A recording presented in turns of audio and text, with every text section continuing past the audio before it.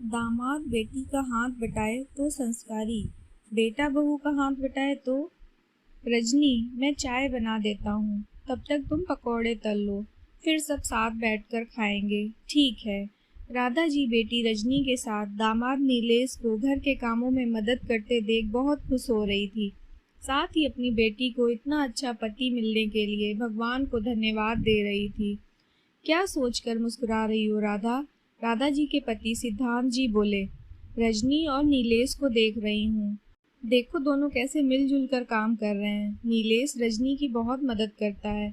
समदन जी ने अपने बेटे को बहुत अच्छे संस्कार दिए हैं। बेटी की चिंता से तो मैं मुक्त हो गई। सिद्धांत और राधा जी के एक बेटा और एक बेटी थे। बेटी की शादी को 1 साल हो गया था और बेटे अमन की शादी नीमा से 2 महीने पहले ही हुई थी। घर संभालने के लिए बहू आ गई थी तो दोनों कुछ दिन बेटी के पास रहने चले आए थे। मम्मी जी, लीजिए गर्मा गर्म चाय, पीकर बताइए कैसे बनी है। बेटा, अच्छी ही बनी होगी। तुम दोनों को ऐसे मिलजुल कर काम करते देख मन बहुत खुश होता है। हमेशा ऐसे ही एक दूसरे का साथ निभाना।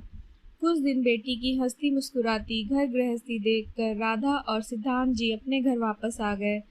पापा, फोन कर देते तो मैं स्टेशन लेने आ जाता, दरवाजा खोलते हुए अमन बोला।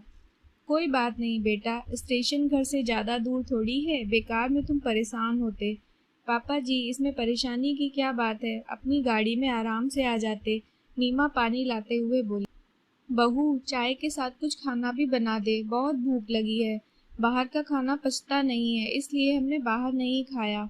जी मम्मी जी, अभी बनाती हूँ। अमन भी नीमा के पीछे पीछे रसोई में जाने लगा। तू कहाँ जा रहा है? राधा जी बोली।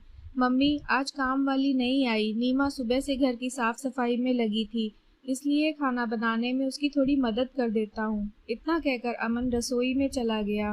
देखा, माँ बाप इतने दिनों बाद आए हैं, ये नहीं कि उनके साथ बैठकर बातें करें। राधा जी बुदबुदाती हुई बोली। बातें तो बाद में भी होती रहेंगी, अभी उसे नीमा की मदद करने दो। सिद्धांत जी बोले। बहू अकेले खाना नहीं बना सकती क्या? अभी शादी को 4 महीने भी नहीं हुए, अभी से बीवी के पीछे पीछे घूमने लगा। सच कहते हैं लोग, शादी होते ही बेटे बीवी के गुलाम बन जाते हैं। राधा जी अकड़ कर बोली।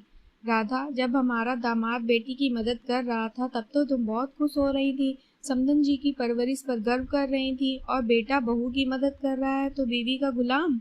बेटी और बहू के लिए अलग नजर क्यों? बहू भी तो किसी की बेटी है। अपने बेटे पर गर्व करने का मौका उनके ससुराल वालों को भी होने दो।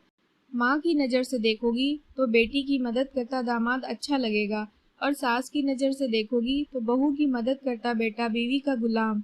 इसलिए सिर्फ एक औरत की नज़र से देखो, बेटे बहू की खुशी में ही खुश रहोगी तो हमेशा प्रसन्न रहोगी, नहीं तो कुड़ कुड़ कर अपनी सेहत खराब कर लोगी। सिद्धांत जी ने राधा जी को बड़े प्रेम से समझाया। सच कहते हो आप। सास की नज़र से नहीं, अब मैं सिर्फ एक माँ की नज़र से देखूंगी। आखिर हमारी बहू भी हमारी बेटी ही है। दोस्तों, आपको ये कहानी कैसी लगी? कृपया अपने विचार हमारे साथ जरूर शेयर करें।